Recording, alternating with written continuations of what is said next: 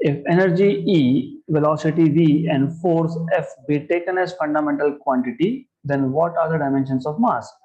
देखो हमको ऑलरेडी पता है कि हम लोग फंडामेंटल क्वांटिटी कौन कौन सा लेते हैं, लेंथ, मास, टाइम। नॉर्मली अगर ऐसा सिस्टम में तो चार और होते हैं, करंट हो जाता है, temperature, electric current, then luminous intensity which is in candela, then of course you have amount of substance which is in mole, right? So normally these are fundamental quantities, और LMT तो ये common ही होता है, length, mass, time, CGS में भी fundamental, and in every system it is fundamental. So इन्होंने बोला है कि मान लो कि लेंथ, मास, टाइम नहीं, but energy, velocity and force, इसको हमने फंडामेंटल ले लिया। ले सकते हैं ना, क्यों नहीं ले सकते?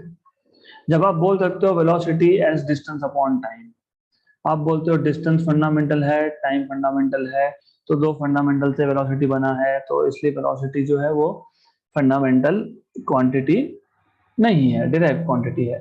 Okay, right? But someone will say why, doesn't matter, I will call this as fundamental, है ना?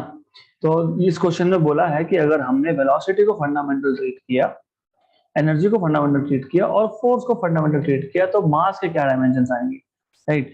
तो इफ यू रिमेंबर, हमने प्रिंसिपल ऑफ होमोजेनिटी अप्लाई किया था और हम एक किसी भी क्वांटिटी का डायमेंशंस फाइंड कर सकते हैं। तो हम बोल देंगे let mass depends on energy, velocity and force. लेकिन हमको एग्जैक्टली नहीं पता कि mass is proportional to energy raise to 1 या फिर -1 या फिर -10 या फिर +10 या फिर +5, हमको नहीं पता। तो हम बोलेंगे in general energy raise to x, velocity raised to y, and force raised to z. Okay, and you already know, तो जब आप डायमेंशंस की बात करोगे तो आप बोलोगे m equal to some constant k, and this constant k is dimensionless constant, इसके डायमेंशन नहीं है। e raised to x, v raised to y, f raised to z। फिर आप बोलोगे dimensions of mass equal to dimensions of energy raised to x, dimensions of velocity raised to y, dimensions of force raised to z. Okay, this is how we're supposed to do. Now mass के dimensions मतलब m raised to 1, energy के dimensions आपको पता है m1 l2 t minus 2, हमने कल भी ये यूज किए थे dimensions raised to x। velocity के dimensions आपको पता है, you already know, L1 t minus 1, ये वेलोसिटी के डायमेंशंस है, रेज टू y। फोर्स के डायमेंशंस भी हम बहुत बार यूज कर चुके हैं, force is mass into acceleration.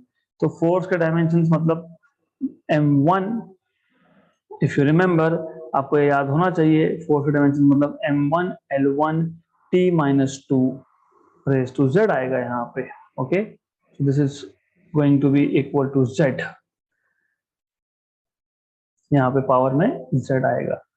Okay, so this is how it is।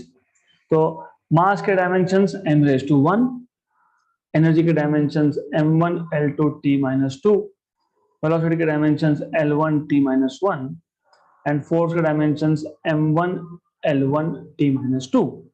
तो आपको फंडामेंटल मतलब basically energy, velocity, force, acceleration, ये सारे डायमेंशंस अभी आपको पता होने चाहिए at this stage.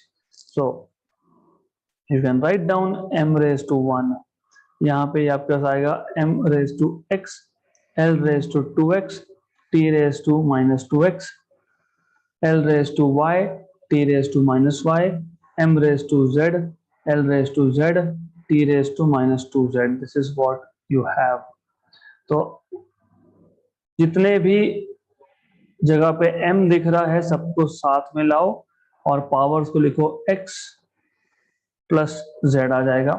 Okay, similarly l के लिए 2x plus y plus z आ जाएगा, और t के लिए -2x minus y minus 2z हो जाएगा।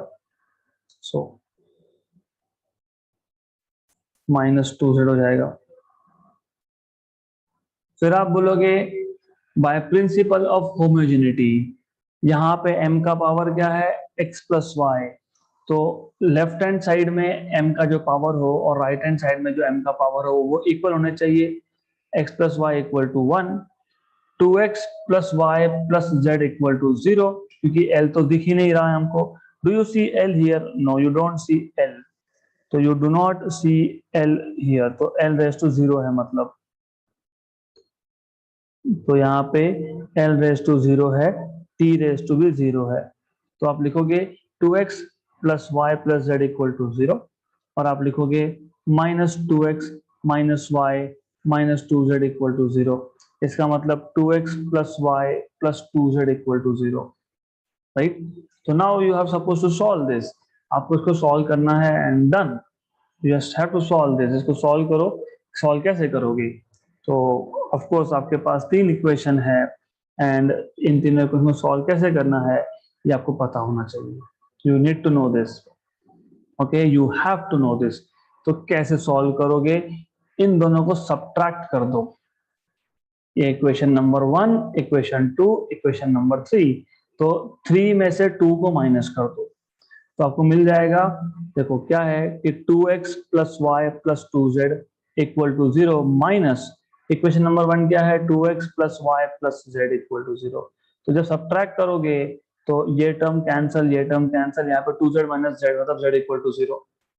अब आपको z इक्वल टू 0 मिल गया, मतलब z इक्वल टू 0 मिल गया, तो z इक्वल टू 0 जाएगा इक्वेशन नंबर 1 में। So put z equal to 0 in equation number 1, तो आपको मिल जाएगा x प्लस 0 इक्वल टू 1 मतलब x इक्वल टू 1। अब x इक्वल टू 1 और z इक्वल टू 0 आप इक्वेशन नंबर 3 में या 2 में डाल दो, तो सब्स्टिट्यूट इधर इन 2 और इन 3, तो सब्स्टिट्यूट कर दो। So put x equal to 1 z equal to 0 in equation number 2। तो what was equation number 2? 2x plus y plus z equal to 0, तो इसमें सब्स्टिट्यूट कर दो, तो you will get 2 into 1 plus y plus 0, मतलब y equal to minus 2। Therefore, as you know, m was proportional to, mass was proportional to e raised to x, v raised to y and f raised to z। तो आपके पास x की value आई 1, y की value आई -2 और z की value आई 0, मतलब mass is proportional to e v raised to -2। So dimensions of mass in terms of energy, velocity and force is option number B, e raised to 1 v raised to -2।